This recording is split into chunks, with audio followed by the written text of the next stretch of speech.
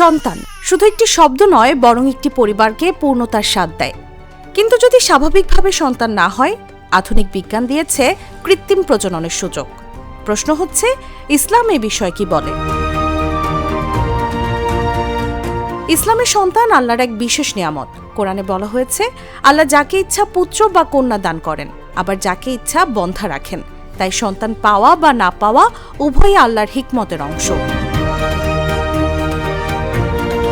তবে চিকিৎসা বিজ্ঞানের সহায়তা নেওয়া সম্পূর্ণ নিষিদ্ধ নয়। শরীয়তের দৃষ্টিতে কিছু কৃত্রিম প্রজনন পদ্ধতি জায়েজ, যেমন স্বামী শুক্রাণু ও স্ত্রীর ডিম্বাণু ব্যবহার করে অভ্যন্তরীণ বা টেস্ট টিউব পদ্ধতিতে নিষেক করে সেই ভ্রূণ স্ত্রীর জরায়ুতে স্থাপন করা। এখানে স্বামী স্ত্রীর মধ্যেই সব সীমাবদ্ধ থাকে, তাই এটি বৈধ। অন্যদিকে যেসব পদ্ধতিতে তৃতীয় পক্ষ যুক্ত হয়, যেমন স্পার্ম ডোনার, ডিম্বাণুদাতা বা সারোগেসি, এসব ইসলামী শরীয়তে নাজায়েজ, কারণ এতে বংশধারা বা সম্পর্কের স্বচ্ছতা নষ্ট হওয়ার আশঙ্কা থাকে। ফকিহগণ এক্ষেত্রেও সতর্কতা দিয়েছেন, যেন কোনোভাবে শুক্রাণু বা ডিম্বাণু মিশে না যায় এবং পুরো প্রক্রিয়ায় সততা বজায় থাকে।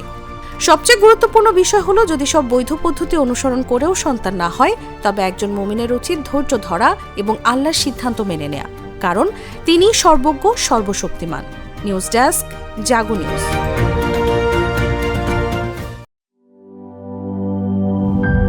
ইউরোপ, এশিয়া, আমেরিকা, যেখানে যাই, বিশ্বের 145টি দেশে আজ ফ্রুটো পাই।